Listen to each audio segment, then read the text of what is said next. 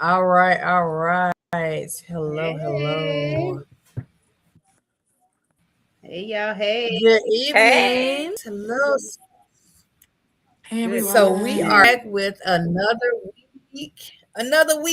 week of When Our Girls Talk with myself, Lady Bird, Miss Yvette Renee, Don T, Miss Sharon, and Sunny Sunshine. Yes. So thank you guys for tuning in on this evening, no matter what platform you're watching from. Go ahead and say hello in the comments and in the chat so that we can respond and interact with you.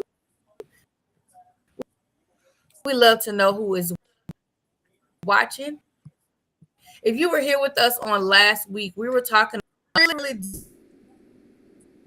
so it was definitely weeks that was a great week. It was a great week, and shout out to everybody that's been tuning in and watching because last a huge milestone. We had over 11,000 total views as of last Woo, yeah. Wednesday. Look at So God. that is all right. amazing. So Woo. Yes. that is definitely a huge Yes, milestone. Okay. amazing. Yes. And definitely amazing. All right. So tonight we have a couple topics. Of course, we have our normal segments that we're gonna do. We're gonna do our woman in black and spill letter. We're gonna talk about the Mm-hmm. sexy man of the week. They don't. Let me tell y'all something. Sexy man of the week. Little chocolate coming Oh, through. Um, mm. and- Yes. yeah. So we got a lot to unpack tonight. So, did anybody want to recap how they felt about last week before we jump into our first topic? Um, Girl, yeah. go ahead, Dawn. Now I was gonna say last week was very, very deep, is what I want to say. Like after we got off, I was like, whew, that was a very cleansing talk we just had. But it felt good, right? Like, because we know that you have to release stuff so that it don't stay inside you. And that's how you heal, right? And so last week, I feel like we were on here healing each other and possibly maybe helping somebody else to start their healing journey. So, yeah, last week was a healing journey. Mm-hmm. Yes, it definitely was a healing journey. And it also felt good getting some things out. So, Yes. Yeah, it was definitely a release. It felt great and made me even more excited for today. So, ready, ready, ready. It was heavy, but it was needed and it was necessary. I believe that God actually placed that topic where it needed to be. mm-hmm. And, you know, sometimes that happens. And we just was, to me, we weren't even in this realm during that conversation. Yeah. We were in a whole different realm. Like we were actually healing ourselves and healing others. So we were Mm. actually, I call it the anointed place. So that was just wonderful to be a part of that. And it definitely was spiritual, and I really enjoyed it. Yeah. Yes, I agree. I agree, ladies. So this first topic. So at first, let me tell you guys. This week we are going to be talking about career and money. I think that's something that's very important, women to discuss because a lot of times women, if they're not in that independent mindset, they kind of feel dependent on their partner, their husband, to be the one that kind of controls the finances, brings in the money, and has the career.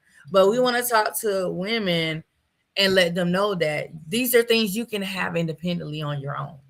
Okay, so this first topic for tonight we want to talk about is women controlling more wealth in 2026 and financial independence and happiness. Okay. That's very important. I know, um, like Missy Vet Renee, she's had her businesses. A lot of us do some independent things on our own. I've had a business myself, and even now, I do quite a few things independently, and on my own. Even though I might work from home and I take calls from home. I do that as basically an independent contractor. I don't have like I'm not mandatorily have to do it. I can set my own schedule. If it's work, I can work around that time and I can schedule when I'm available. So that puts kind of in that, independent category. But it's about also being happy while you're doing it. Sometimes people get caught up into that they're not necessarily happy about.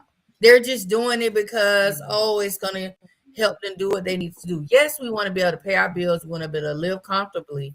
But if you're not happy while you're doing some of these things, then you really have to think about that, because I was doing a business. Don was one of my customers. Okay. Listen, I was doing much of a customer. I was doing an independent. I was doing I was like a consultant, I'm not gonna say the company because I don't want them coming for me. Okay. But I was doing a jewelry business where I was like my own independent person. I had my own products. I would sell my products. Like I would come on live like I am now, and I would show my jewelry. People would shop with me. And it started out where I was kind of happy doing it. I was doing it, and then I started unraveling some things and paying attention to some things, and a lot of stuff happened. Of course, COVID started it pre-COVID, pushed through COVID, and post-COVID, a lot of things start taking place, and I just saw that this was not something I wanted to do anymore. And so I became unhappy and I didn't want to do it. So I had to move away from that. And that was okay. That was okay. I started that business in 2017. In 2022, I was done. So I did it for quite a few years. And that's when I started finding, okay, I'm already saying I want to go to school to be a doctor. I want to go do this. I want to do that. And I was able to find a way to do my own independent thing in that type of field. So being an advocate and doing some of the things I was doing, I was able to take that business of being kind of like a consultant to people. I became a navigator that I had started going to school for and helping people and doing things like that. So yeah, there's ways to build that. And once I think another thing, and then I'm gonna let you guys talk too. When it comes to controlling your own wealth, that also goes hand in hand with understanding how to manage your money. Because if you don't understand how to manage your money, it's no matter how much wealth that you're bringing in, managing that money, just coming in and going out. It's like a revolving door. You want to understand what it means to save, to have, something to be able to retire on. Because even though you can be that financial independent person, you want to understand when it gets to a point where you work and you want to do certain things, you got to understand, how do I get to this place of being and not having to work? Because I see it. We see it every day if we go to work. We see the 65 and who cannot stay home. They can't stay home because they haven't successfully built that cushion up under them to be able to retire and not have to go into these places. So yes, you guys jump in. Let's talk about this.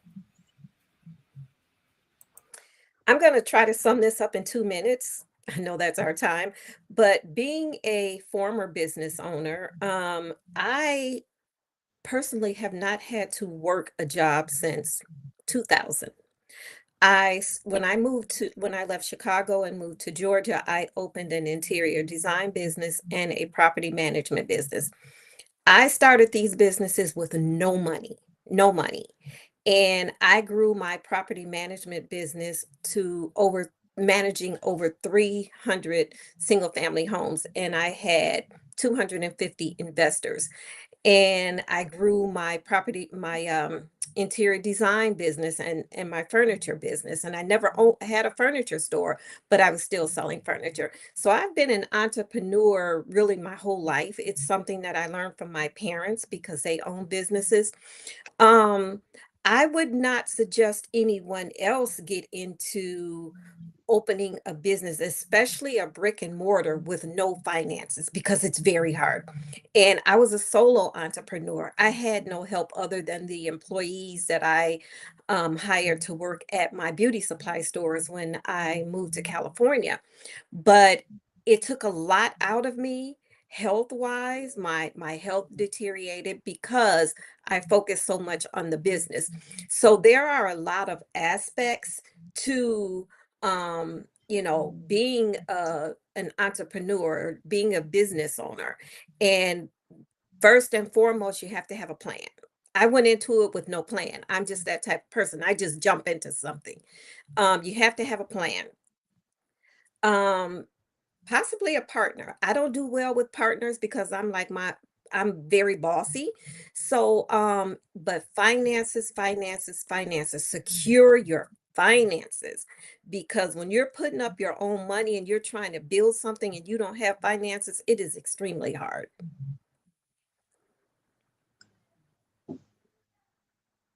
Okay. So for me, I have an organization that I ended up putting under a LLC, but I don't sell anything. So I give back to the community, right? And in order to do that, like I had to pick up consulting jobs, right?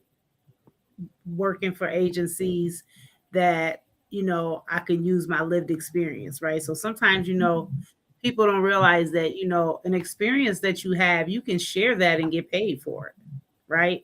So having speaking engagements and do facilitation of, groups and webinars and things like that. But you're right about finances.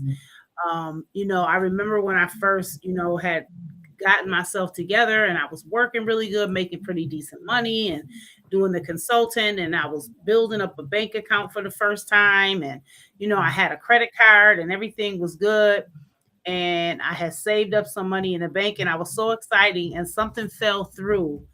And because I had never been taught budgeting, right? Instead of me leaving that money in the bank, I decided, well, since this didn't happen, I was just going to spend the money. And that happened like 2.5 years ago. And I have been trying to get back to where I was ever since then. When it comes to trying to build something, when you were never taught how to save, how to budget, how to, say, okay, no, I'm not, going to buy nothing for 6 months. I'm going to just let that money sit there. You don't know how to do it. And so I'm teaching myself now, right? And so I'm teaching myself to put some money to the side. And, I finally got a life insurance policy and all of these things that I never knew I'm trying to do now. But, unfortunately, in this economy, you have to have something extra. Even making a good 9-to-5 job, maybe you make $75,000 a year. In this economy, that's nothing. Even as being a single person, that is nothing. Rent is running $3,000. That's just your rent, right? So yeah, budgeting is a huge thing. And I feel like if you've never been taught it, there's classes that you can go to, to learn those things. So I definitely recommend that if you weren't taught budget and, how to save, go take a class, because it's important. Like both of the ladies said, to have something put away for a rainy day. Because thankfully, I have been able to have something, like when the car breaks down, I'm able to get my car fixed, right? I'm able to loan my children money, but I be wanting my money back.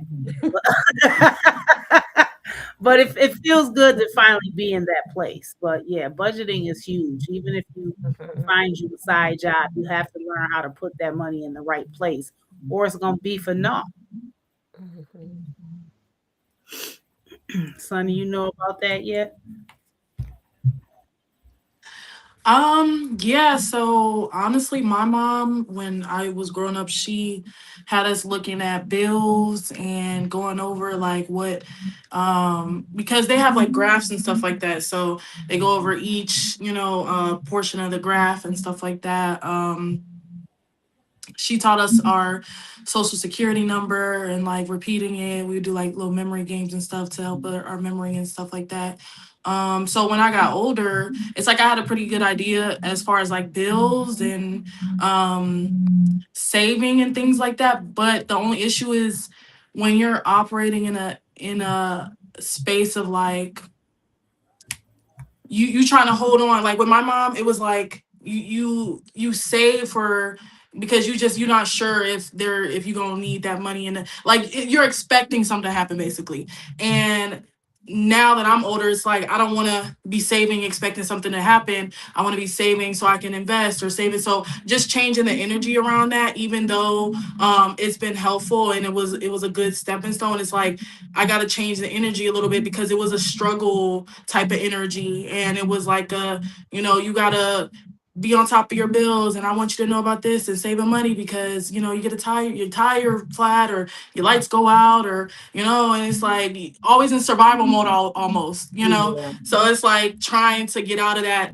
and holding on. And my mom, I travel a lot, so my mom was really transparent with me not too long ago, and she was like, I wish I could really travel and not care about, not saying I don't care about money or nothing, but she just like, I have a balance, like I would spend my last on a trip and just have to make that up. And she had kids and everything, and it was like, it was her journey was a little bit different. So she's like proud of me in a way that I am using my money and using my time wisely. Financially, I'm responsible for the most part, but I have my hiccups. The speeding tickets was getting me, and the parking tickets, and that iPass. Personally, I don't feel like we got to pay that, because they were supposed to take them down. So if you really want to get into that, it was supposed to be like an experiment, and they just left them up, saying we got to pay them. I don't like that. But yeah, little things like that. And what's another thing?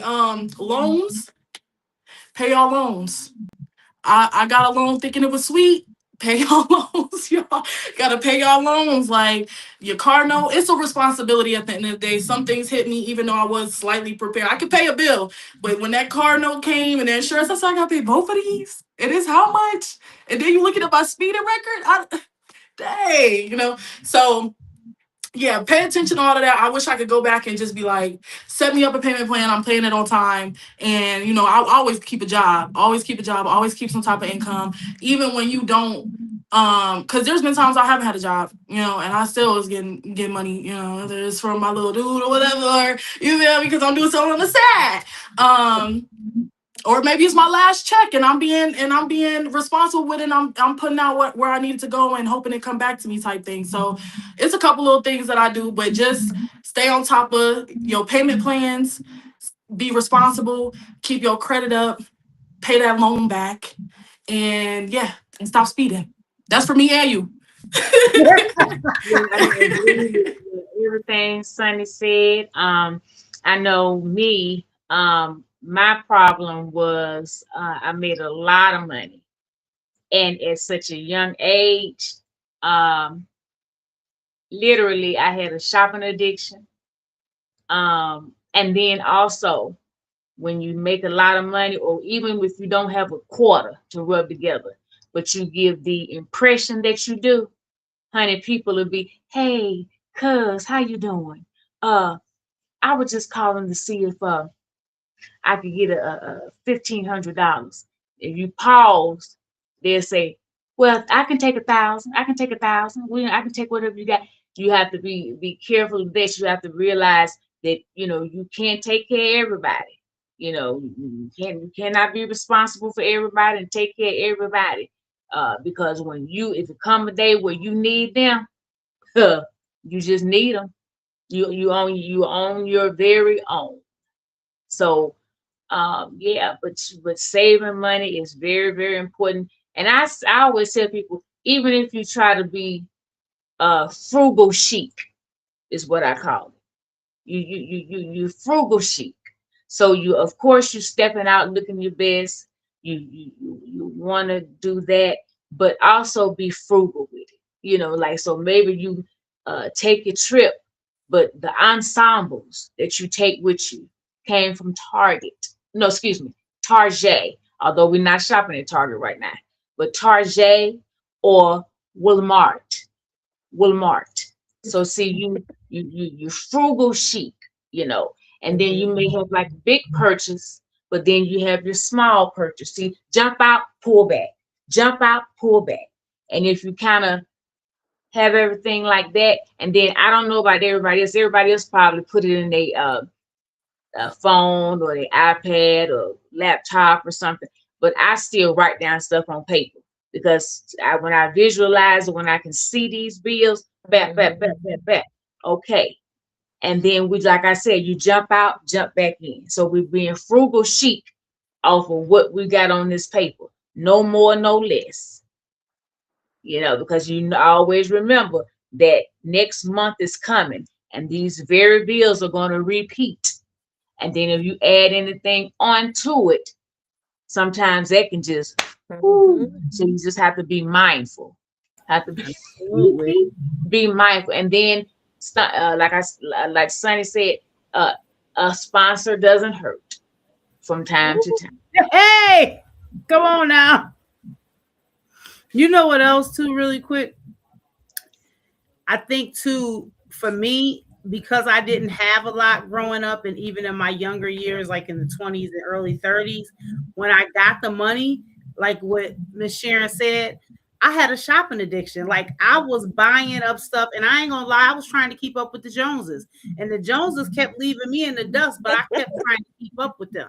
Right. I remember one time when I first got my first credit card in Lane Bryant, they gave me $2,000. Honey, I went in there and spent $700 of that in 10 minutes. Okay, trying to keep up with the Joneses, right? And so I was so happy when I got out that phase. And like you said, people thinking you got more than you got and asking you, and because you that nice person, right? You do it, and then they keep coming back. And another thing, those stupid Klarnas and Affirms and PayPals and all that will get you. I ain't gonna lie, I use Affirm because when I'm ready to go on a trip, I'm not worried about it. I'm gonna book my trip and I'm gonna pay it off. But still, you keep adding on those different payments, that stuff catch up with you. So, I don't know, just I really wish that I was taught budgeting and saving and all of that, because I really believe that I would be in a different place right now, but I'm not in a bad place, right? For me, as long as I can, if my kids need me, I can be there. That's a huge thing for me today, right? So, or if my car breaks down, but I want to be able to not worry about the bills. Miss Sharon, I don't want to worry about next month because I know it's going to be there, and I'm just going, I want to get to that point. I'm not saying I got to be a millionaire, but I want to be comfortable. So I'm gonna keep chugging until I get there. But life. I say financial freedom. Yeah, whatever that looks like for you. Financial freedom. That's another thing I was thinking about is if you can't buy it twice, just don't buy it. If it's gonna break your bank like that, just leave it alone. That's another thing. It's like I said earlier, it's a responsibility thing. But when I'm in the store, anybody that go to the store, I went to the store with a dude one time. Anyway, that was crazy, but I get what I need. I don't like leaving. All my friends know this. I don't like leaving not regretting I didn't get something. So I go in there with what I'm finna spend, and that might be more or less than the next person. It's up to me. It's what I got going on, and I just you budget that way. Like you gotta treat yourself, but don't let it be your last. And knowing me, if I'm at my last, I'm just not gonna go to the store. I'm not even gonna go to the bar. I'm not gonna window shop. I don't like window shop. I'll window shop online. That's another thing. Like if you don't have no money on your card and you window shop online, you better off. You probably won't spend nothing. You can still kind of look at stuff, see what's good stuff on it. That's another thing I do. But yeah, y'all, it's when I go shopping, it'd be.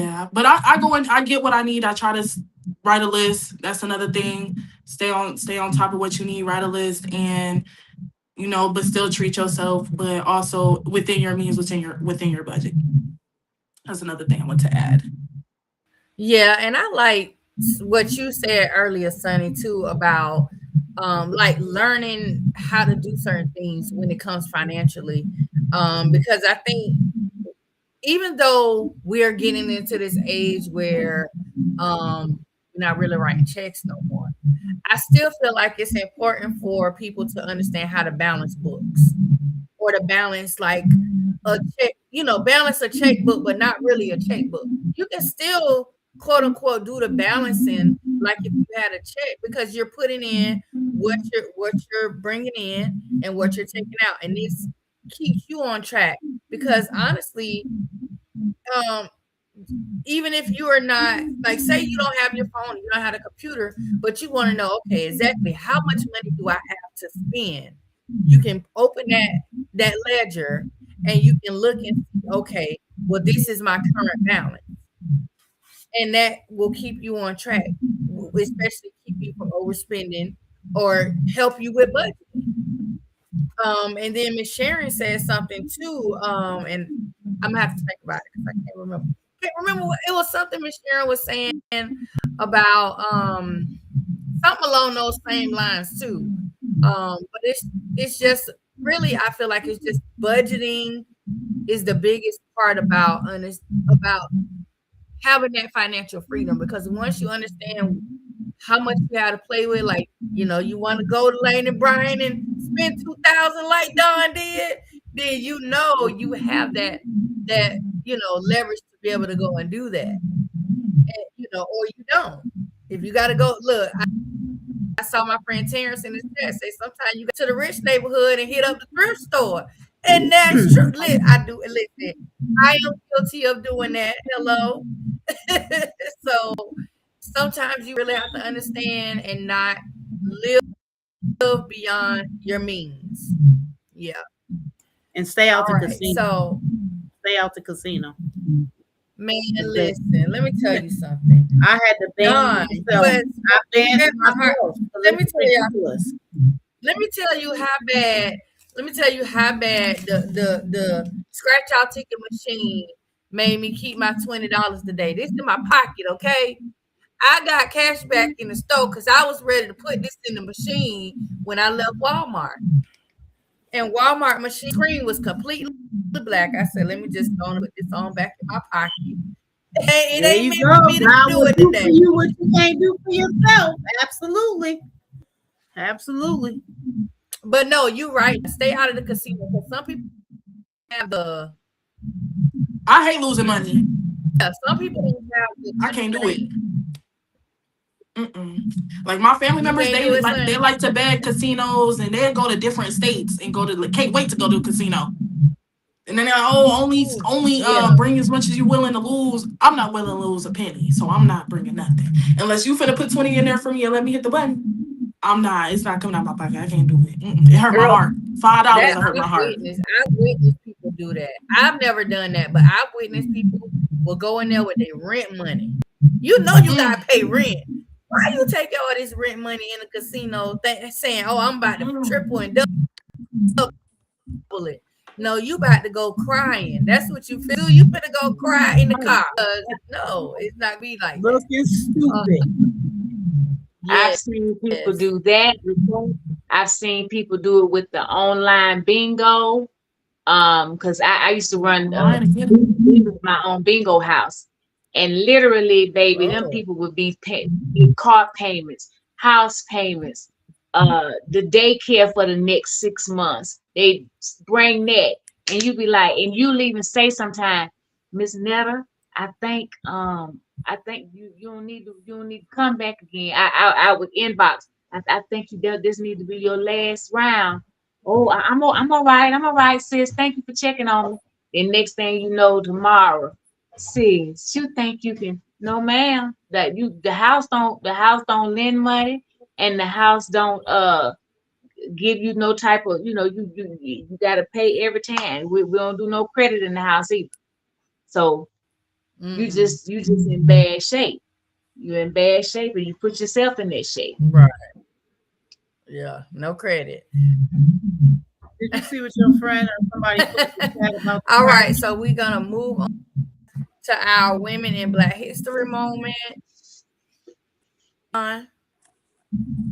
Yes, be careful buying cars, ladies. That's for sure.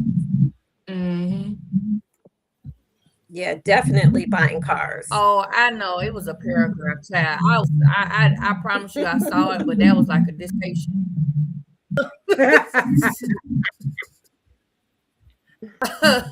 But we thank your comment. Look, no, what did it say? Let me stop. Right, in summary.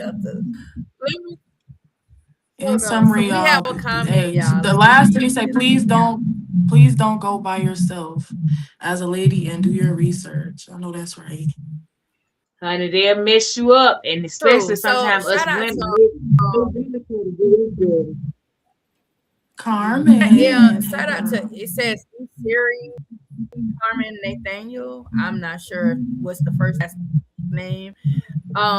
That's But Carmen, that is a yeah. true statement. If you're a woman and you go car shopping, you definitely want to not go alone. They will try to take advantage of you. And not even just car shopping, even when it comes to just the maintenance or things you need, they will try to take advantage of you. I worked in automotive. I was a car sales, not a car sales rep, but I was a customer service rep for Sears Auto. They didn't need and to I would be the truth. I was being more truthful. Like, no, you don't do that. I'm not going to you have to work with the customer, not take advantage of the customers, and that's what happens a lot. Right. So yeah, I've had that comment though. Absolutely. All right, so we're gonna go in Black History moment. What's up? Shout out to everybody in the chat that's chatting. We got Kitty. We got Nate. Is it Nathaniel? Is it Carmen? Is that a husband and a wife sharing one Facebook page? Because they be doing. Oh, it's Carmen. Her name's Carmen. Yeah.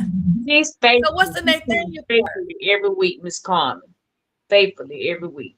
Right? I mean, Miss Carmen been coming. Miss Rita coming every week.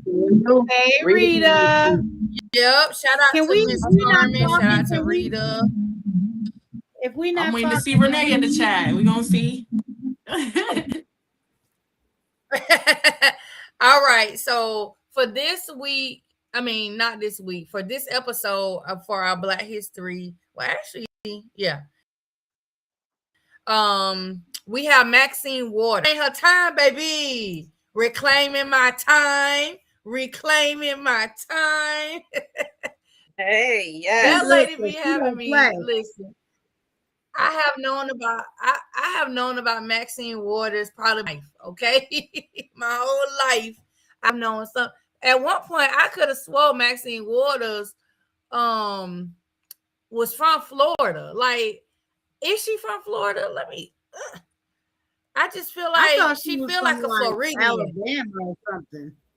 She from somewhere. Listen, she is amazing. So Maxine Waters is a powerful American Democrat politician serving as a U.S. representative for California's 43rd district since 1991. Okay, which was previously the 29th and 35th district. That's a like. She reminds me of one of the reps we had in Florida, Corrine Brown, who was able to hold her district for a really nice long period of time. She was also so as the first woman in Africa to chair the House Financial Services Committee. She is a prominent liberal voice advocating for housing, economic development, and minority rights. She was born in St. Louis, Missouri. She moved to Los Angeles since 1961, worked in Head Start, and earned a BA from California State University. She served in California's State Assembly from 1977 to 1991, becoming the first woman to serve as minority whip. She was elected to Congress in 1990. She has been reelected 17 times. And she is a former chair of the Congressional Black Caucus. Key initiatives for her include securing $10 billion in loan guarantees for development, championing the Minority AIDS Initiative, and advocating for debt relief for developing nations. She is married to Sidney Williams, the former U.S. ambassador for the Bahamas. And that, you guys, is Miss Maxine Waters. And why do I not have a picture of this lady up? And y'all ain't tell me. I know she's gonna put it up afterwards. But you know what? She is. one thing I love about her, she don't hold her tongue. She gonna say what it is, and she not gonna, hold back. And I love that she don't play with this person. I don't say their name. And like she just made the comment yesterday that she was not watching nobody State of the Union. She said he could not take any time of my eyes for me to look Oh, at she it. did. Oh, yeah. Because she don't play. But Let me, we got a few good ones. She is one of the good ones, but Yeah. I know unfortunately she's up in age, so eventually she's gonna have to step down. And so I just pray that somebody that is as passionate and is caring and is really about the people fills her shoes. I lived in LA for 13 years, and at any given moment you can see Maxine Waters out in the trenches. And that's one of the many things that I love about her.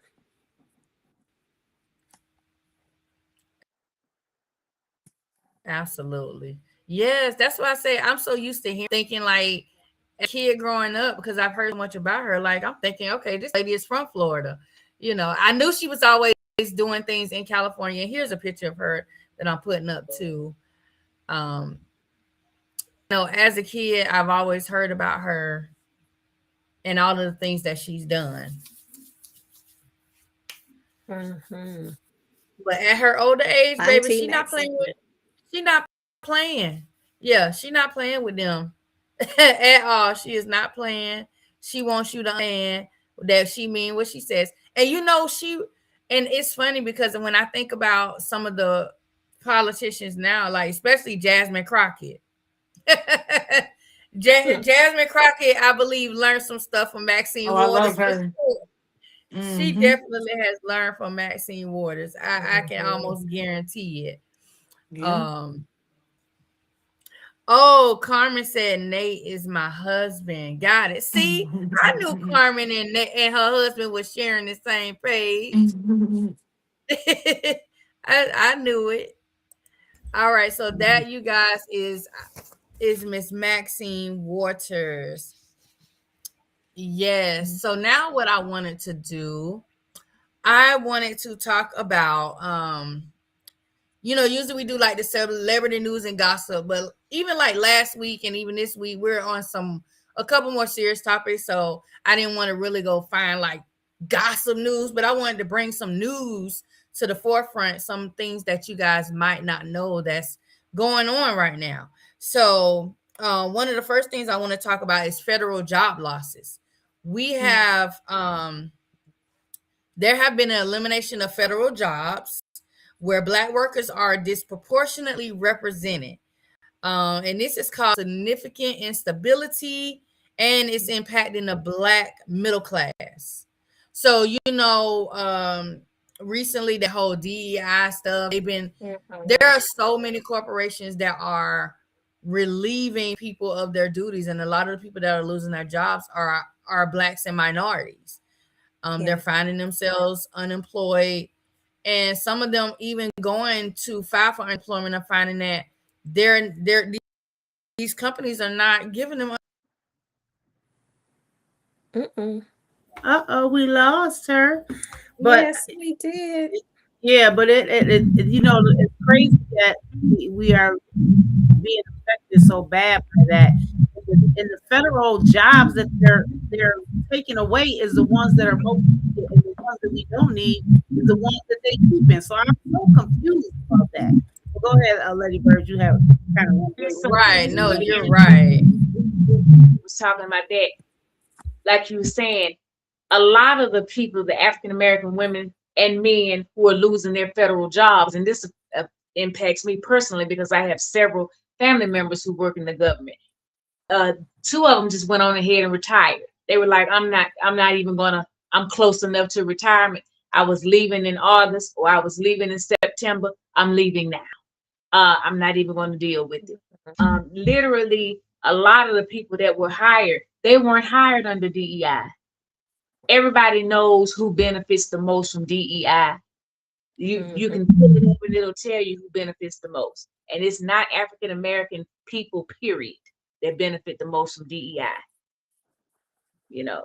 So they literally are taking people's job who quote unquote earned it.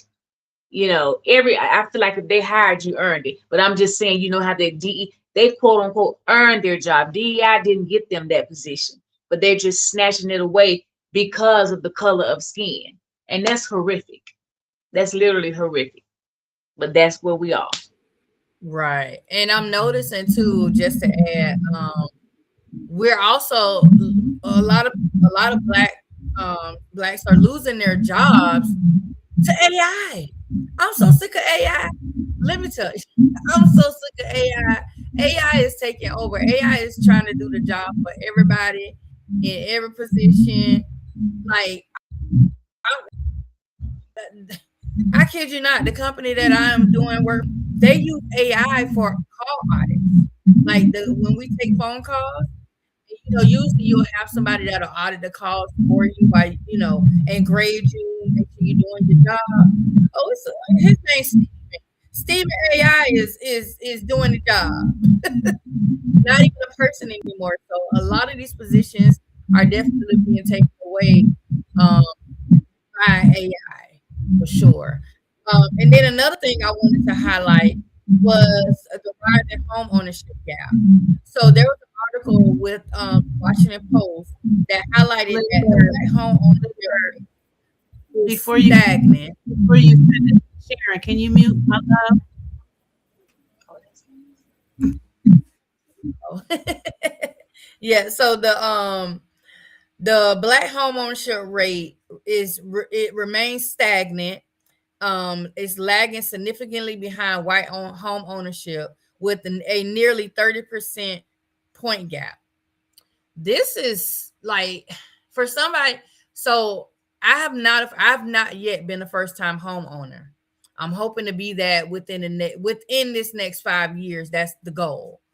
So to see that is as stagnant as it is, it's kind of not gonna say discouraging, but it's kind of like, man, you know, and I do see that because I remember, I guess I'm a little old. If I can remember when a starter home was like 90 to 110,000, like that was an average starter home in the 90s. You can go and buy a new home or a decent home for that much. Now, if you want a nice, decent home, a nice size home, you don't want to be stacked on top of the next person, you're almost looking at half a million, $400,000 to $500,000 for a really nice, decent home, and that's really anywhere in the country. You know, of course, the more rural it is, it may be, you know, less. You can get maybe 100, 200,000, but it's almost up there now. So, And if you live in California, if you're in California, over $1 million. Man, and that is crazy because think about it. That'll be a 2-bedroom. That ain't even a whole 4 or 5 bedroom house. That's a 2-bedroom house. Yeah. Right. Because housing, like all of these things are increasing, but the amount of pay is not increasing. They're not wanting to pay what we need to live. I'm hearing people like you know, some people I've seen where some people say, "Oh, I'm looking for somewhere to sleep, but I'll need a roommate." It's getting to the point people are like well into adulthood, need roommates to sustain paying the rent, paying the light, water, and all the things that go along with it. Plus car insurance if they have their own transportation. It's like no one person is really becoming able to do this alone. I had a friend in Cal. Oh, you know, and remember, you know, Andy, our friend Don. You know Andy, right? Andy Feds. I don't know. You might, yeah. Andy lives in Vegas. I do, yeah. And I remember at one point, he was living in Vegas, and at one point, he had to have 2 roommates. It was him and 2 other roommates just to be able to pay the rent for what they needed to pay in Vegas. There was no way that one person would be able to do it alone. And that was crazy. I was like, what? You know, they so just it's definitely they just had on CBS, they had a segment, Lady Bird, about older people having to get roommates, and both of them still working even though they were retired, maybe getting their pension and their SSI, and they could not afford to live alone. And the guy who said, he said, I would have never thought at 79 I had to get a roommate so that I could stay into my house. He said I had to get a roommate, him and another older guy. And they were saying, like you said, this has become a huge thing. And, when we circle back to our community, right? If you remember back in the days, I'm older too. We kind of took care of each other as a family, right? Like if you needed somewhere to stay, you could come till you got on your feet. And, like we didn't really, my aunt, they didn't really pressure you, right, about the money and stuff. That's not happening now. And we're pushing our kids out too early. And I'm gonna say I did it. I pushed mine right on out the door. Goodbye, get out. And I wish I didn't. I mean, thankfully, they all have their own apartments. They're all working, they all have kids and they're managing the best that they can. But, it's just a different day. But you can barely live on your own. And, then when you start trying to, be out here living it up like you got it going on, like you be homeless trying to have it going on. Right. Yeah. And then too, I think that's why a lot of Blacks are choosing to relocate to other countries. I know a lot of people that are actually, I hate to say it, they're going back to Africa.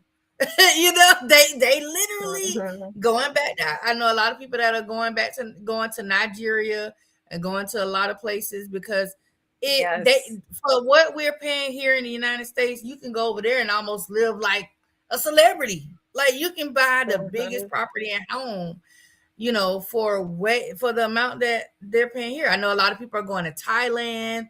A lot of them are going to a lot of these other countries because it's more cost efficient for them.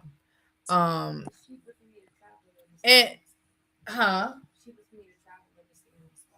my oldest daughter says it's cheaper for her to travel than to stay in one spot because she travels all over the world. And it's cheaper for her to actually just travel and go to these different countries. And she's exploring than to just stay in one spot. Plus, she get bored when she stay in one spot too long anyway. Then you got older people that instead of renting an apartment or keeping a home, they travel for the full year on cruises. They say it's so much cheaper to do cruises all year long. They get free food. You know what I mean? They're like, for what we pay for these cruises and we travel in the country and we don't have to worry about maintenance. We ain't got to worry about rent. All we got to do is pay our cruise fee and we're fed for 7 days or 30 days. They take like these 30-day cruises that take them everywhere. And I'm like, it's crazy that that's how we live it. I know some people that do that as well. I don't want to be on water. So I like being on land. But one day, if ever, Nate, we're gonna get you on that boat. I know we gonna get us. So yes. Another thing I wanted to highlight is they released the 2026 Money Matters list, which is the Forbes Black 50. This is recognizing 50 Black professionals making strides in business. Now, we wanted to highlight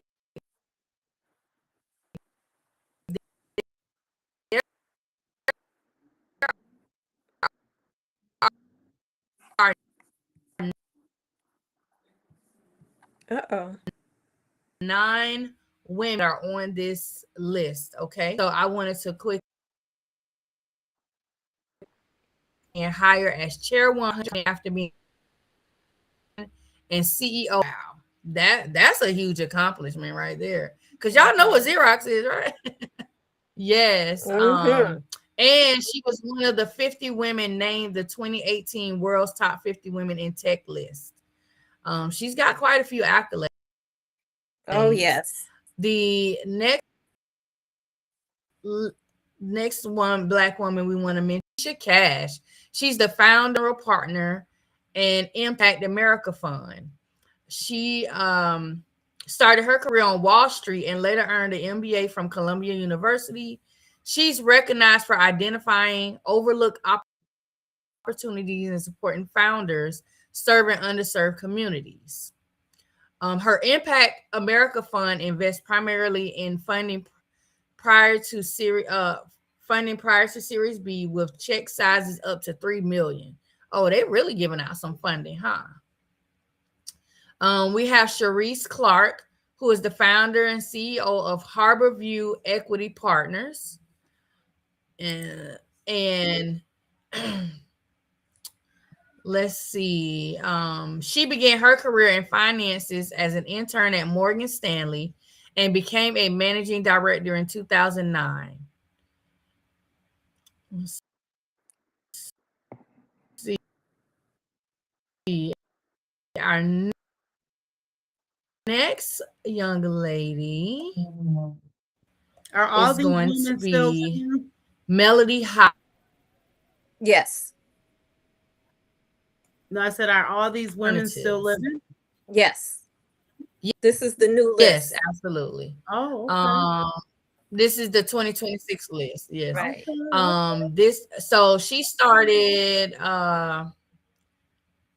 let's see. She joined Ariel in 1991 after graduating from Princeton University and spent nearly 2 decades as president before being named co-CEO. Let's see. She also let's see what else I saw here for her. She is also in her 4th year as an owner of the Denver Broncos as part of the Walton Penner Family Ownership Group. Okay, go Broncos. Hey. We could have had this Super Bowl. We almost had a Super Bowl. We stopped that. And then we have Tammy Jones, the co-founder and CEO of Basis Investment Group. Jones has more than 25 years of experience in investing and financial commercial. She is the daughter of jazz musician Al Lucas, a bass player who played with the likes of saxophonist Dexter Gordon. Despite her exposure in the arts, investing was her real passion. And she co-founded Basis Investment Group in 2009. Let's see who we have next. We have Stacy Brown Philpott, she's the founder of Managing Partner and Cherry Rock Capital. Let's see. She started out in investment banking at Goldman Sachs in 1999, then earned her MBA from Stanford University. After that, she joined Google as a director of sales. Later, she became CEO of TaskRabbit, where she expanded the company to over 100 markets before it was acquired by IKEA in 2017. And she joined the investment committee for SoftBank's Open Opportunity Fund, a $100 million venture fund supporting Black and Latino founders, until SoftBank sold it in 2023. That same year, she started Cherry Rock Capital, which is a venture capital firm that invests in early stage companies and underserved founders. Okay, I like that. Okay. And then we have Miss Joanne Price. Miss Joanne Price is the co-founder of Fairview Capital Partners. She co-founded Fairview Capital Partners in 1994 and has grown into one of the largest minority-owned venture capital and private equity firms in the world. A Forbes 50 over 50 lister in 2023. And she actually grew up in North Wales, which is about 20 miles from Philly, and graduated from Howard University in 1971. Yes. Let's see here. And don't forget, then last we're but not down least, here to let me see. We have a couple more. So we have Jewel Burke Solomon, who is the co-founder of Managing Marker and Collab Capital. and she is also a Howard alumni. And she co-leads Collab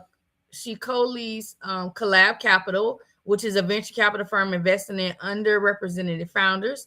The firm has backed startups including Hairbrella and Spark Change, a mobile electronic vehicle charging company.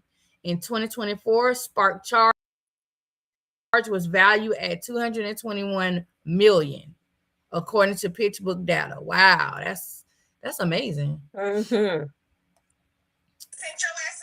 And we could have had it. And then, last but not least, look, this is what Missy Beth said. Don't forget, last but not least, one and only Serena Williams. She is the founder of Serena Ventures.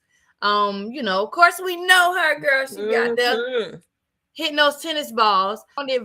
She founded Serena Ventures firm in 2014, which focuses on female entrepreneurs and founders from underrepresented. She retired from tennis in 2022 after having won 23 Grand Slams in singles competition and becoming the highest paid female athlete in the world. A 50 lister in 2024, Williams is also ranked number 11 on the Forbes America's Most Powerful Women in Sports. So those are our 9 ladies that we wanted to highlight for that Forbes Black 50. And also to everyone else that is on that list. There are some other amazing people on that list. I saw Jay-Z on there. I saw Robert. Who else did I see on here? Lots of amazing. I saw Taurus Richardson, Andre Wright. Yes, lots of other amazing people are on this list. So if you get a chance, take a look at that list. Actually, this list is very important for people that are business owners because, again, did you notice what I said? These are people who invest. Investors are very important for your businesses. Okay? For sure. Yes. All right. So let's go into our next topic. And this kind of leads us into our next topic too. Side hustlers and business ideas for women. Some are low cost. And we're going to talk about some flexible ways to create income streams. So a side hustle is always good. Listen, you may think that your hobby is the quirkiest thing in the world, but guess what? Your hobby could be making you money right now. Mm-hmm. If you crochet, I have a friend who I can only do, I can't even do a granny square. I do snakes all day long because I can't get it to turn and make a granny square to save my life. However, my friend can make she make whole outfits, sweaters, hats, scarves, all kind of stuff. And she turned that hobby into a business. And now she sells these crochet pieces. So if there is something that you have an expertise in, that can become a side hustle and business for you. You want to, when you're thinking about these things, you want to take into consideration the cost for sure. That's why we said low cost ways, because you want to know your spending. You want to know how much money you're going to be putting out and the possibility of how much you're going to be bringing in. And you want to make sure that's a good balance for you. Because if you're spending more than you're making, then we got to figure something else out. We can't have that. So yeah, and there's so many different things. I think about people who started out doing hair at home in the kitchen, and they say, you know what? And they decided to take that close step to go to cosmetology school, get that license, and now they have a licensed business where they are a licensed beautician, and they can do your hair. Turn that into a business. And if I'm not gonna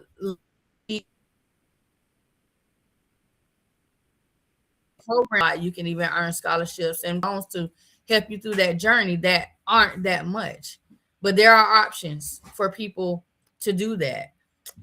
Some other side hustles. Now I'm gonna tell y'all, listen, because I done been there, done that.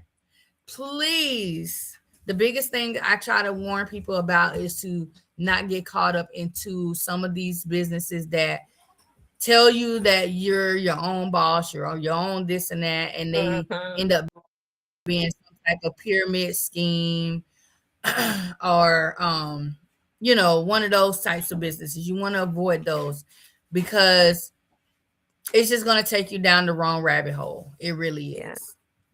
And you're going to end up spending more than you're earning. So did anybody else want to jump in on that with some ideas Yeah. and ways that people can earn? I started out selling when I moved to California, selling hair bundles, just selling them on Facebook. I took that and I saved, I was living with this guy, so I had no bills to pay. I took every penny that I made from selling hair bundles and I opened a hair boutique. From that, I opened beauty supply stores. And, as I've mentioned before, I owned 6 when I lived in California and 1 in Texas.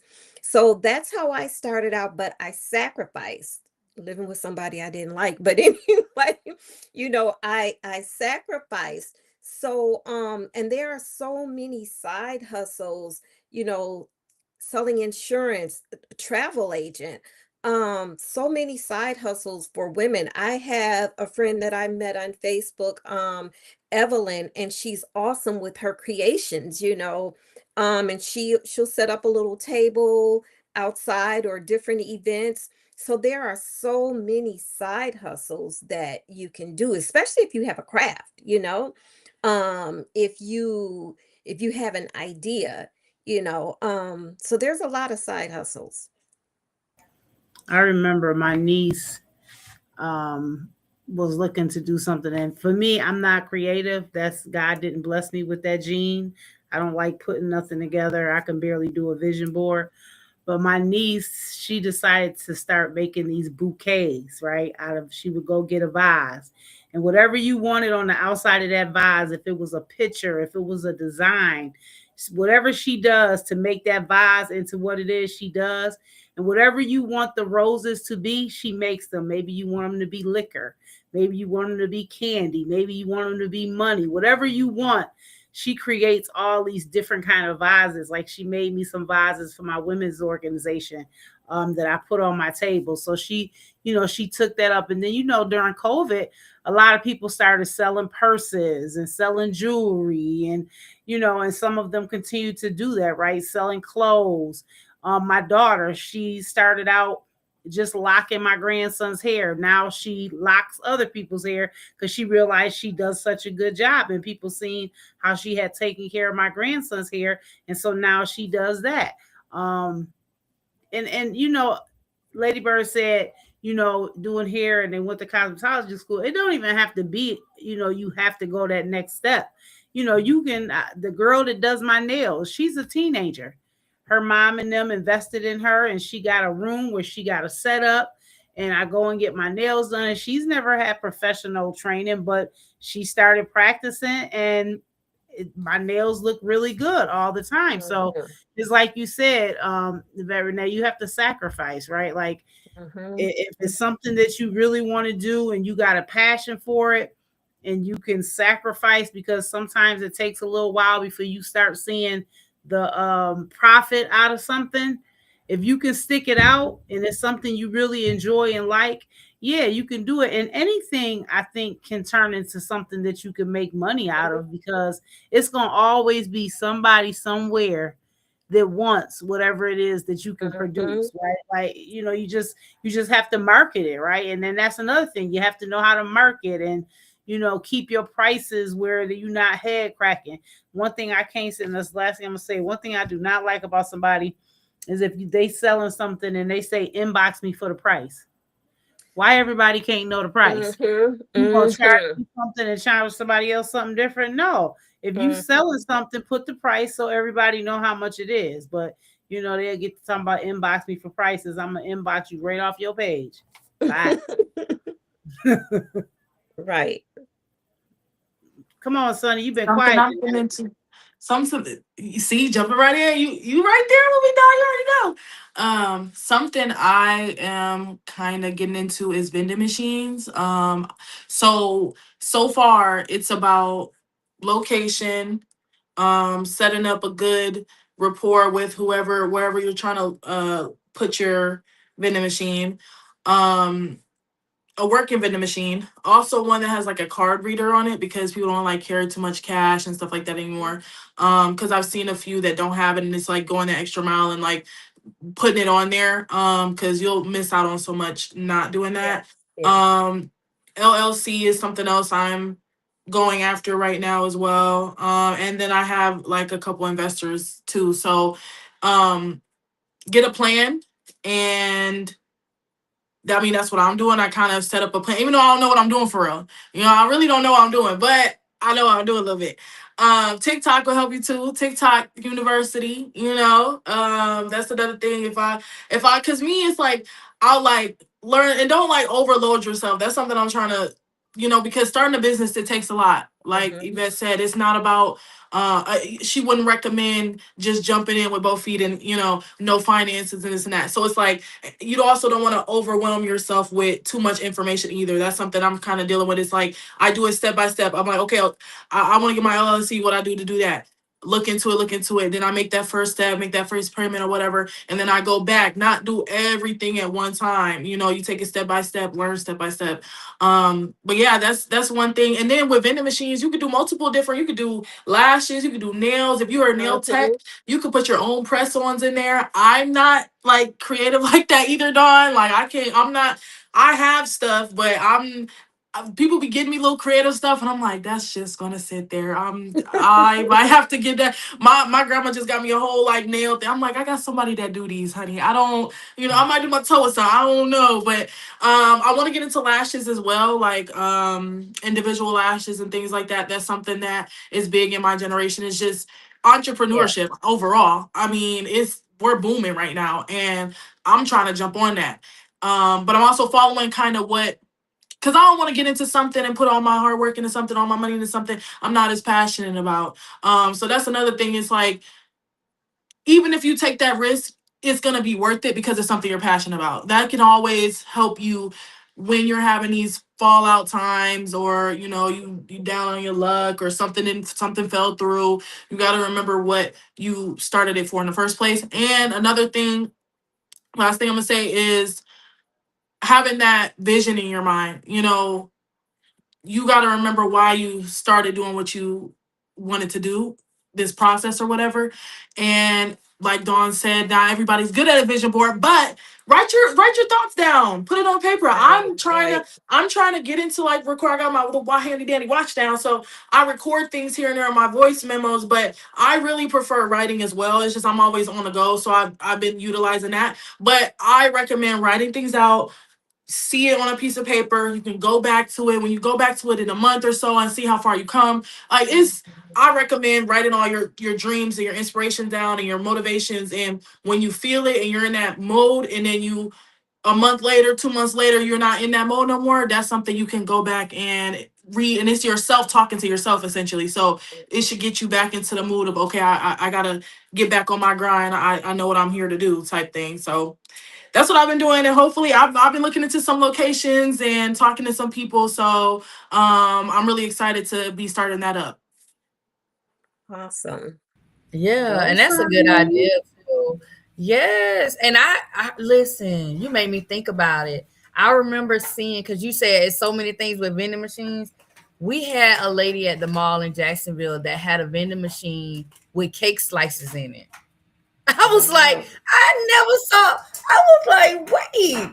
And she would come every morning and throughout the day and reload it with fresh baked goods. Now the downside was every now and then little cake box got stuck. So then nobody could get cake. So that was like the downside to it. But it was me seeing it, I'm like, I would have never thought of that. That was a great idea. So yeah, I like that vending machine idea. And even ATM machines. That's another venture that I'm noticing a lot of people. I actually have a lady that I know we call her the ATM queen because she owns hundreds of ATMs throughout the state of Florida and other states, and she shows and teaches other people how to have their own ATM. So that's another thing that you made me think of too when you mentioned the vending. So yeah, did you want to add something, Ms. Sharon? You got to Just there you go. I'll say it, but somebody in the comments said that, yeah, we have had a little bit of lag tonight. Push through, just like in life and anything else. When you have an obstacle come up, you don't stop, you don't get deterred, you just push through. Push through. Keep it going. Keep it going. But yeah, I really, and Malik, we ain't asked you, Malik. We ain't I'm messing with Malik.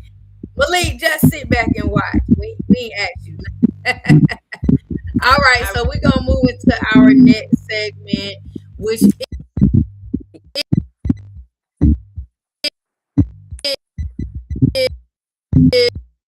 is sip and spill. I don't look. I'm over here sipping before I need to sip. Look how much I got left. That's a shame. It's a shame.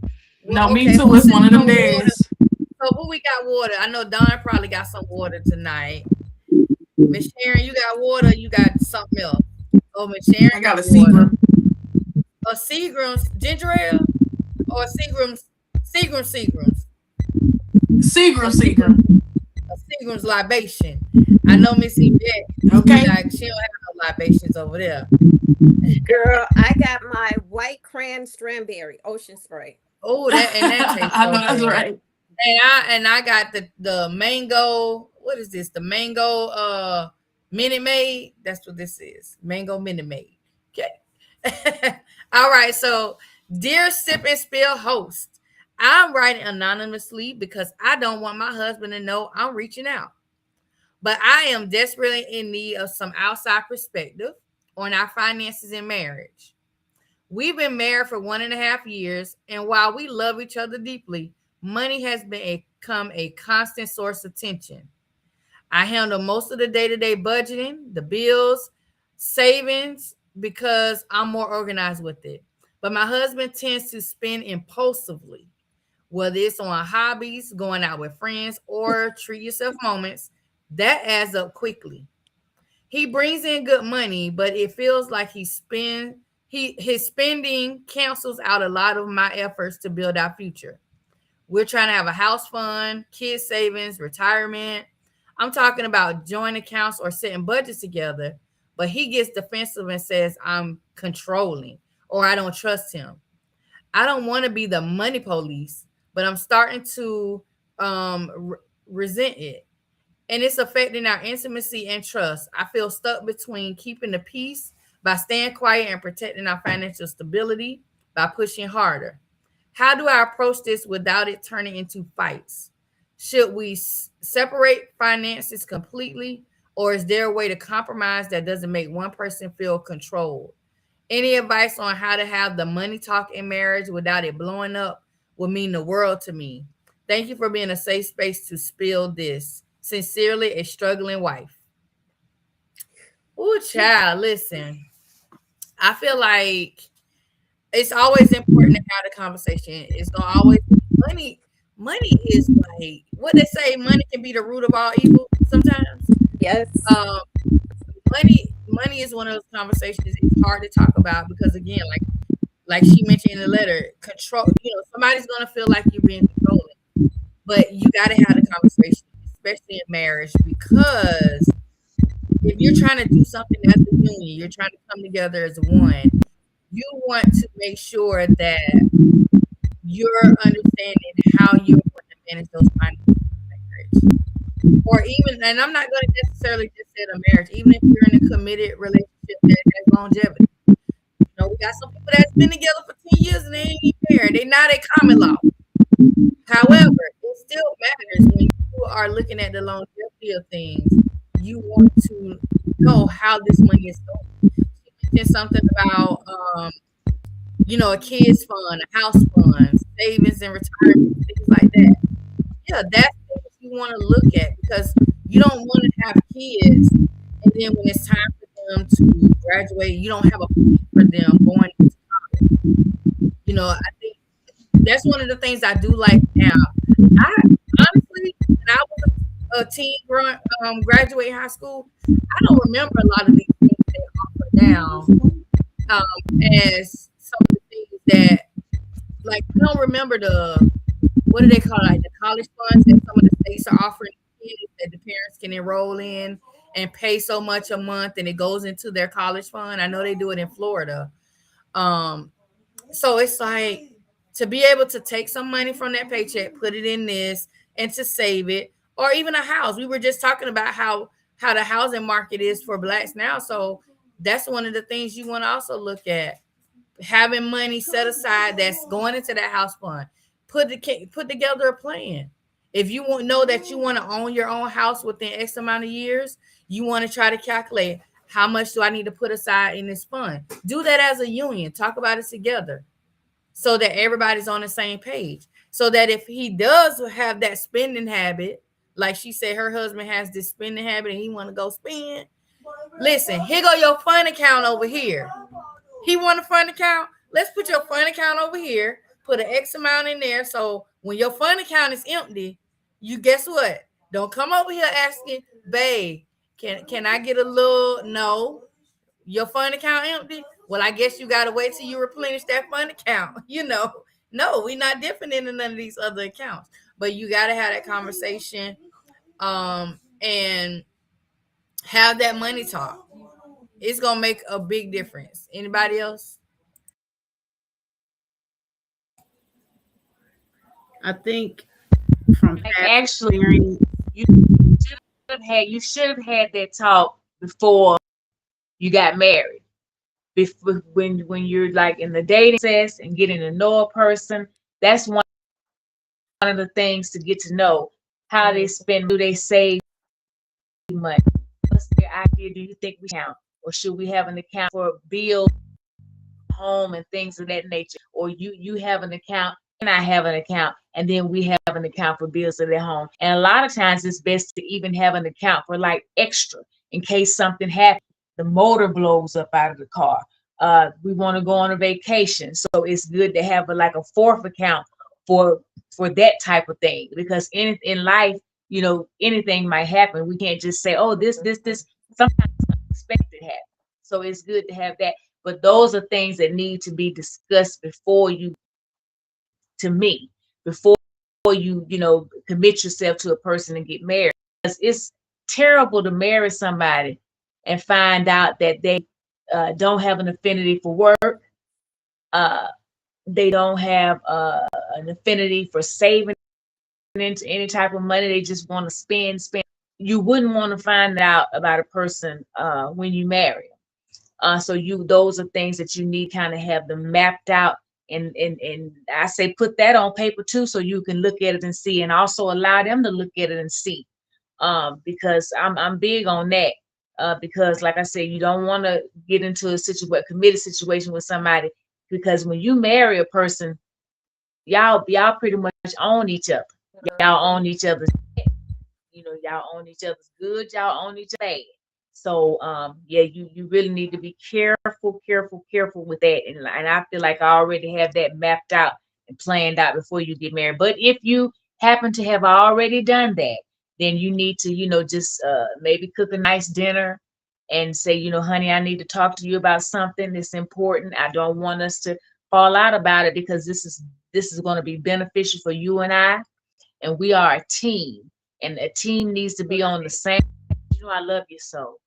And then go into what you need to discuss, when you get everything situated, and have it written down so they can see. Sometimes when people see, God, I'm bringing my whole check home, but then I'm taking the debit card and pulling the whole right back out.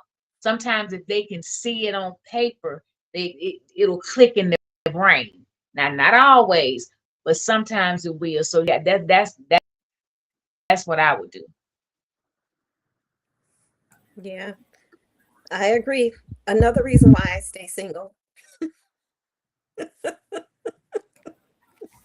Yeah, but I think everybody kind of hit it on the head. And past experience not having that conversation before Yeah. or even knowing what that person's spending habits are and not having communication in the beginning. Because I mean, I'm gonna be honest, when I got married the second time, wasn't this my money? And you got your money, this is my money, and we not having no shared bank account because you're not touching my money. Mm, And you keep your money where it's at, and we pay the bills. You pay whatever bill we agree on, and I pay this. But in a way that was bad, right? Like because it was like secrets. Because I was working, mhm. doing some extra stuff, right? And I wasn't telling them exactly. They never knew how much I made on my real job or even on my side stuff. And when I look back on it, I feel bad because maybe if they felt a little secure and me not holding on so tight, but I guess maybe I was feeling like they not making what I'm making. So why am I telling them what I'm making? Because they might want my money. But again, I think, you have to go into something as a partnership. So, I mean, if you at that point now, y'all already married, y'all starting to have money issues, like Miss Sharon said, you're going to have that hard conversation. And yes, he might get mad. And yes, it may not turn out good. Maybe y'all end up breaking up behind this. And I don't wish that, but I'm just saying, if you don't have the conversation, it's just going to get worse and worse and worse. And you may get dug into a place where you can't dig yourself back out. So you're going to have that hard conversation, whether it's over a good dinner, like Miss Sharon said, or just coming straight out and saying what it is and having the conversation and being honest. Because if not, it can, be in a bad place. And, you don't want to go down that road where you, Exactly. Yeah. come home and you ain't got no home because they didn't mortgage your house. Hey, you're homeless. Yeah, because you made me think of something too, Don, and I put it in the chat. Sometimes they lie. That's why I put, listen, no, let's see what's on your credit report because I need to know who you owe, how much you owe, and how long you've owed them. I need to know all of it. Right. Child support. Ooh, I had a friend did not because know that her husband owed $82,000 in child support. And that they were first year grinding they for filed money. taxes together and snatched all that money. And they snatched it for the next 9 years. Yep, they were Because garnished. now you owe that child support. Yep. We filing separate, sir. Mhm. Married, filing separately. But it comes back to the communication, Lady Bird, right? People are not talking before they do anything. They not really talking before they get married. They ain't talking before they have sex. They ain't talking before they really move in. They really not getting to know people. People are, oh, I'm in love. Oh, they seem so nice. It seemed like this. It seemed like that. No, you got to really take the time to get to know a person because at the end of the day, a person will show you what they think you want to see. Yeah. And I've been in those situations. So especially when it comes to money, you can end friendship, family ship, marriage ship, everything over some money. Money will end anything. That's why I don't loan out nothing that I can't afford to lose. Because I always say get to know their finances, their credit, and their family. Oh yeah, because if a person, if I'm gonna say a man don't treat his mama well, baby, what you think he gonna do to you? If you see that he couldn't, his mama talking about he owed me this and owed me that and ain't never paid, baby, he about to tear your account up, or she about to tear it up. Because let's not totally always blame the men. You got women that go into relationships and they try to run through these men's pockets. They ain't bringing nothing to the table. They just want to be cute. And all they want is gimme. And then when that man ain't got it no more, now they trying to be gone. So it's on both ends. I don't want to sit up here trying to beat up no man. Women do it too. So everybody, you need to take the time to get to know a person's finances before you go running, moving somebody in your house. Because we know nowadays you let them in your house more than 2 weeks, they there. You can't put them out. Yep. And if they know the law, they ain't going. So yeah, I vote separate bank accounts because I expect to make a lot of money coming up in my life. I'm gonna come into millions. So it's like I don't need you all over my girl. And I mean it's not nothing to hide either. It's if you want to know something, you can know something. You know, if you want to see what I'm doing with my money, you can see what I'm doing. But as far as like, oh, we both have, and I don't see that. It's like I can see how that's an argument, but if you got an emotionally intelligent man, an intelligent man, a logical man, it's like they're gonna see what you're trying to say. Like it has nothing to do with I don't want you part of. You know, Right. I feel like you're gonna take it, or I feel like you're gonna be controlling, or you guys have that conversation, and you say where you're coming from, and then it's received, and then that should be it. You know, and like I don't remember who said it, but someone was like, if you fall out after that, I think it was Don, if you fall out after that, that's just what it is. You know, because that's money ain't no joke. You got generational wealth, you know, you got assets, you got investments. It's money, not no joke. So I feel like that's something, and it's a partnership at the end of the day as well. You got to remember that. So y'all, well, I don't know if you ever been married before or whatever, but if this is your first marriage, it's like this your first time being married. You know what I mean? Like you've been living single your whole life. So now that you guys are a union and you're a partnership, it's like everything's gonna be new again. It's almost like born over. Now you got this partner that live in the same house that you was snoring in your ear at night. You know, like how you dealing? You know, what you gonna do with that? And day by day is gonna be different than what it used to be when you was single and y'all just gotta tackle it together because it's a partnership. It was supposed to be for better or for worse. Um and y'all supposed to be partners through life, not just in the bed or not just when things are good or not just, you know, when it's convenient.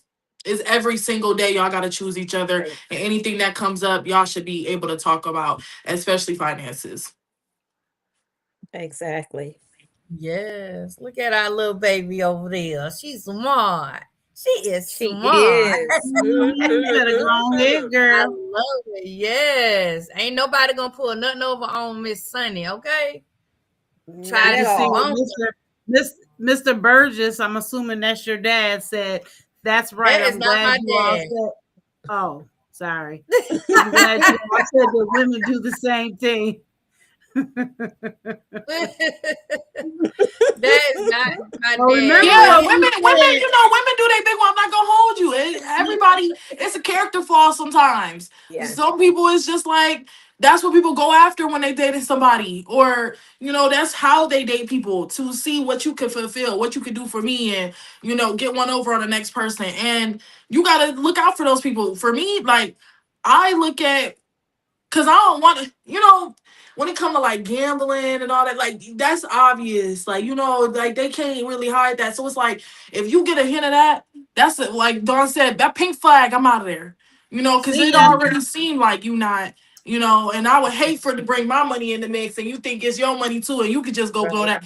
No, Right. no, no, no, no. When I could have just said no right then and there. You know, but women do definitely have tactics, I'll say. They do Mhm. be having tactics, and we all need to do better. Overall, we all need to do better. We all need to learn financial literacy. We all need to be able to trust each other better when it comes to partners and stuff like that. And it's gonna be hard, but with conversations like this, you know, like maybe it'll ease up, and then we'll all have financial literacy, and we'll all be able to get through it. So we'll see. Communication. We'll see. We'll Communication. see. yes, Yeah, people we It's just will have to okay. see.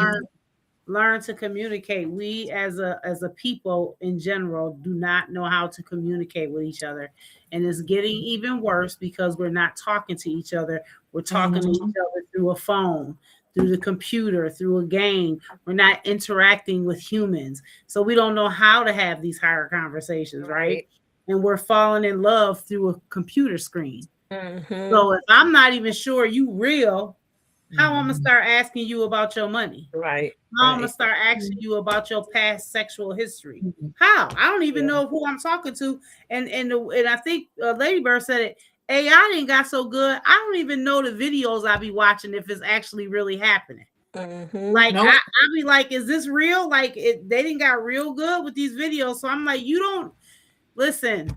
Y'all, we got to Yeah. talk. We got to This listen. is bad. Yeah. It's People. scary. It's deep. Yeah. People are definitely not taking the time to get to know, to really get to know the person. They're hopping in bed the same night they meet or whatever, and you haven't even gotten to know this person. You haven't gotten to know this person, like you said, their status, their Sexual sexual history, history. anything. You haven't gotten to know their finances, their family.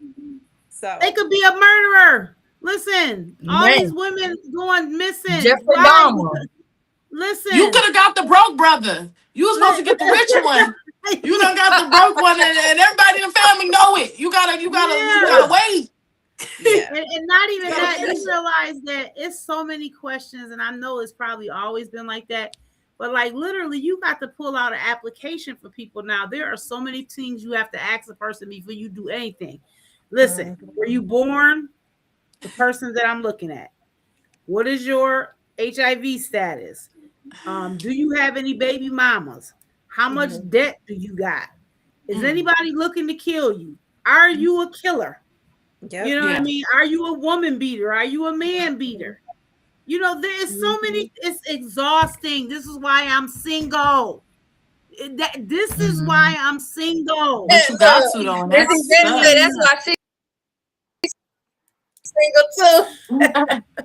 Yeah, it's exhausting. It's just, oh Yeah. my God, thinking about it making my head hurt. So Yeah. God bless y'all, ma'am, for being married. God bless those in my group here that got partners, and those watching. God bless y'all. But for me, it's too exhausting. I don't got Yeah. energy anymore. Yeah. Yeah. Well, let me get Dawn a little chocolate medicine. She needs some chocolate right now. To calm her down a little bit. So we gonna go into our sexy man of the week. They don't. No, I think y'all do know who it is. And I got a little chest action for you too. Oh my gosh, You it's know, my husband, little huh? chest action. My second one. Yes. Look at him. Oh, here comes you. Oh my gosh, I love me some Idris. All that chocolate. All that chocolate. Now I see why K. Michelle wrote that whole album about that man. He had her gone crazy. Listen, now him, I might not ask all them questions. Come on. Asking all the questions. Not you gonna avoid. Now he ain't got to answer all the I'm questions. crying. Now he get a fast pass. Right. Oh my And goodness. listen. So don't look. This is Sir. Okay, let's make sure we put the Sir in there because he has been Yes. coined as a Sir. Idris Elba. He's an English actor, a DJ, and a rapper. And I love his music too. I love when I hear him. Yeah, I didn't even know he He has made it. received a Golden Globe Award, as well as nominated for 3 BFTA awards and 6 Emmy awards. He was named in the Time 100 list of the most influential people in the world in 2016. His films have grossed over 9.8 billion at the global box office, making him one of the top 20 highest grossing actors. In 2025, Idris Elba was named as the UK's 9th most influential Black persons in the 2026 Power List. Yes, he is. And I love his movies. He does like any movie he's in, I'ma watch it. I don't care if he's talking in his English accent, if he's talking in American accent, I'ma Count watch me in. it. And he is aging gracefully, I must say, because he is 53 years old. Okay. 53 where? And Ugh. right. Black do not crack, baby. It don't That's crack. true. We That not is cracking. true. Not at That all. is Oh, true. wow. Yes, baby. I'm gonna sleep. Yes, You but see how this just is a little nipple showing, Renee? You is wrong for this. Oh, Lord. well, see, because see, now this one here is this a teaser. Because we're gonna do another picture on Wednesday. And the other picture gonna be I got to give you a little bit now. Y'all of it later. I can't just do it. And then he got that accent too. Oh Lord, just make it. It's the accent for me. Oh my gosh, it's the rough voice. And I can't do that. I can't do the accent for nothing. I can't speak with a London accent to save my life. Child. That's one thing I will say. Can't This do it. I used to be weak in the knees for a Caribbean man. Didn't know what the hell they was saying when I used to go visit my dad in She said- Toronto. But it just sounded so good. Me with Jamaicans. Oh my goodness. Oh, Oh, good Lord. mess around and get your groove back like Stella. Lord Love me a Jesus. Jamaican, honey. Yeah. I know. Man, don't ask. Yeah, that Jamaican accent will have you going a little local. Mm.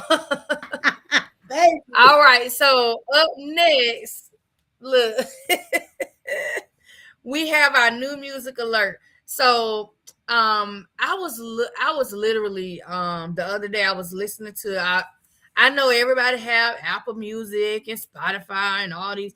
I like Pandora. I still listen to Pandora music Me too. because I love it. I pay for it every month. I just Yeah. love it. It's my go-to. And I was listening to one of the stations, I think it was like Kalani or somebody station, and this song by Ari Lennox popped up.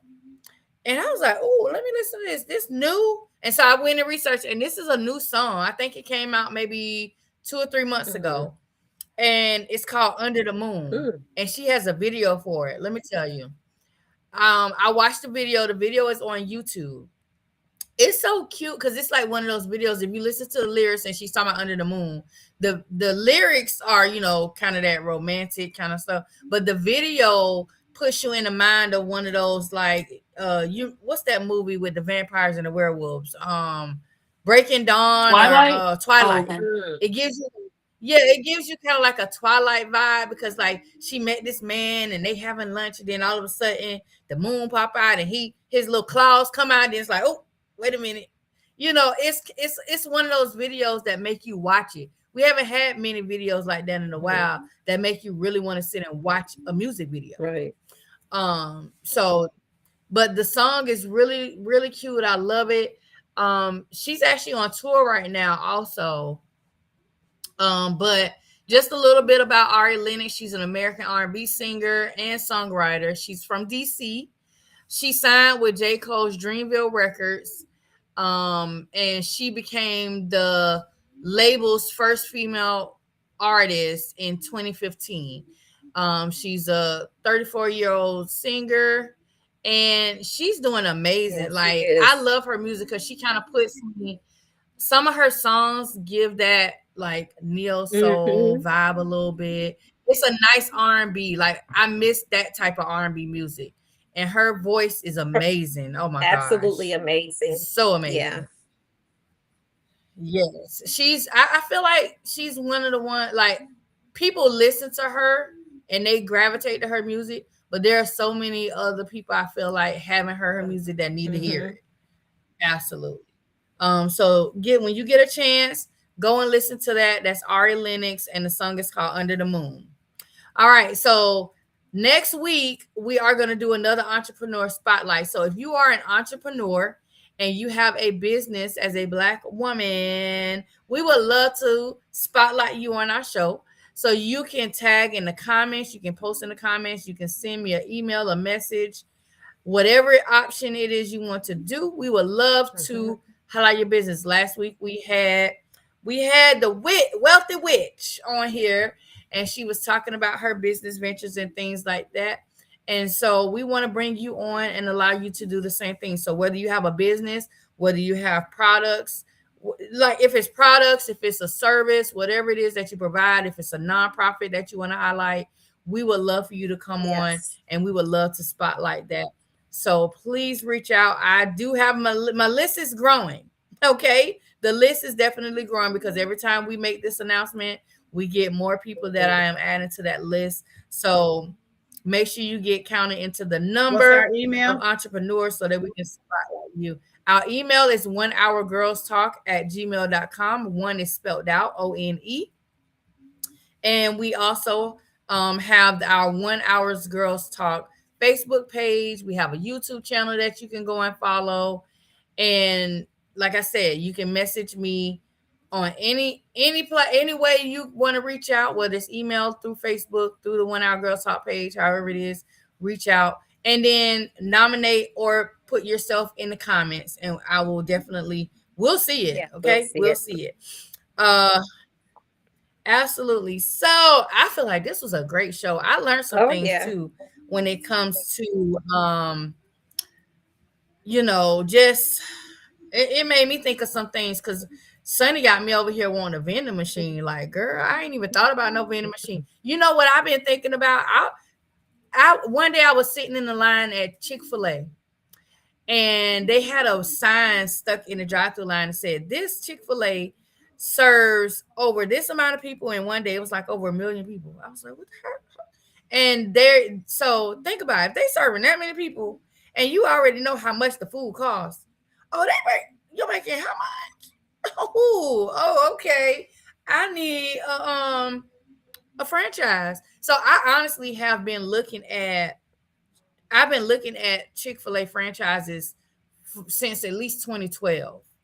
I already know how much it costs. I already know what you got to do. I'm just waiting on the right opportunity to do it. But now Sonny got me over here thinking about vending machines and eyelashes. I'm Oh, listen, yeah. I be wrote it Because down so I don't forget. I heard somebody else talk about that, Yeah. but it didn't like. But yeah, It's a great business. Yeah. Yeah, I'm super excited. Yeah, and then And Miss I'm Yvette gonna was try to talking about push like healthy the snacks as hair well stuff.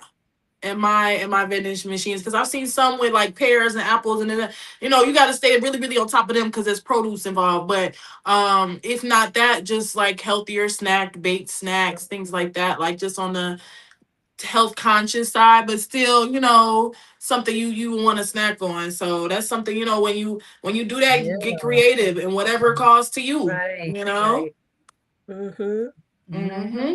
Yeah, because I even seen like Miss Yvette was talking about her hair stores and things. I've seen vending machines that sell hair.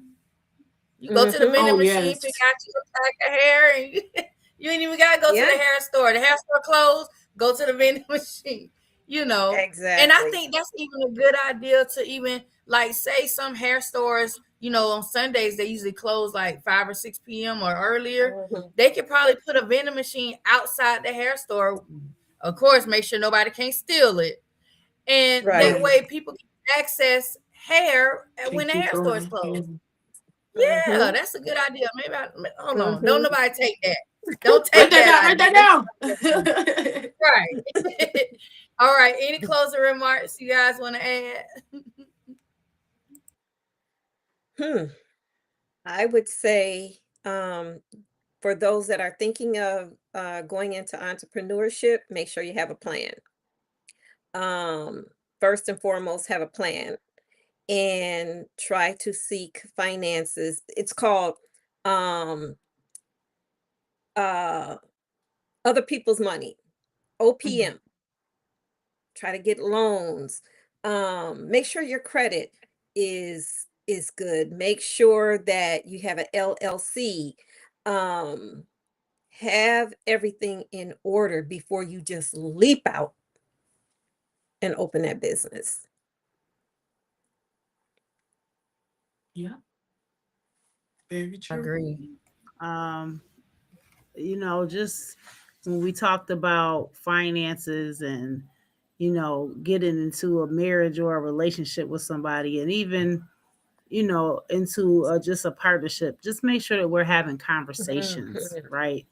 Taking that time to have these very important and sometimes hard conversations before we make these very critical decisions. Because in the end, not having these conversations can be a detriment to so many different areas, right? Your finances, your physical, your mental, your emotional.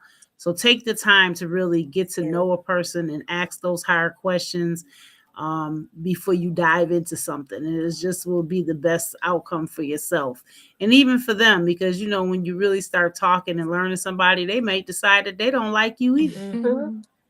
So, let's just start communicating, talking to each other as humans, Yeah. not talking always through phones and Right. computer screens and games. Go out and have a cup of coffee with somebody. Mm. Go walk the park. Go outside together. Get out the house. Yeah. Yeah.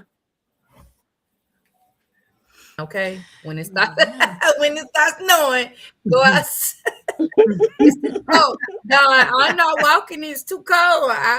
I'm gonna wait till it warm up a little when I start. Well, you know, I go to the mall. You can go to the mall and walk around the mall. Dawn, Look, she got yeah, something for okay. everybody. She don't want to Now hear she want it. to put me on. Now she want to put me on the elderly patrol where I go walk the mall with all the elderly. You know, they go in there while the mall's still closed and start walking. Man. Oh my goodness. But no, you are right. You're right. And Miss Yvette, yes, make sure you guys get LLCs. That is very important for your business. Yeah. Yes, Yeah. absolutely. Save get a and budget website, and man. all that stuff. Get a website. Yeah, you know, Mhm. it's multiple things. Yeah. Look into some things, and if it's on your mind, try to explore it.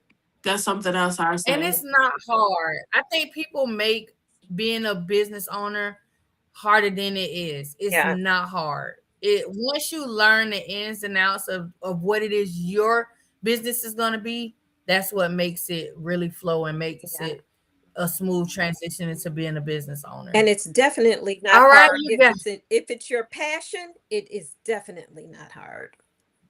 Right, absolutely. Yeah. That's the key word, passion. Mhm. The word for the night is passion. Yes. All right, you guys, we are gonna get out of here for the night. I thank you, ladies, again so much for an awesome show. Thank you. And thanks for everybody. Hey Joe. Hey, I saw Malik in the chat. We had John Burgess, who she thought was my daddy. That's probably a relative, Don. I have so many relatives and they follow me, and I'm still learning relatives and things. Like my Burgess. Burgess is a deep name. I have Burgess that are black, white, all kind of nationalities. Trust me. We had who else we had in the chat? We had Lavita, we had Sharmina, Joe we had Burnett. our regular Carmen and Rita. Was it Rita? Yeah, we had Rita. I saw my friend Christopher Aaron Smith. I'm always doxing. I saw Renee. Renee, hey girl, if you still here. Oh yeah, I did. So shout out to everybody. Thanks for your input. Thanks for chatting with us tonight. And we will see you on Wednesday with some new topics. Again, don't forget this week is still all about career and money. Until next time, we are out of here. Good night. Peace. God bless.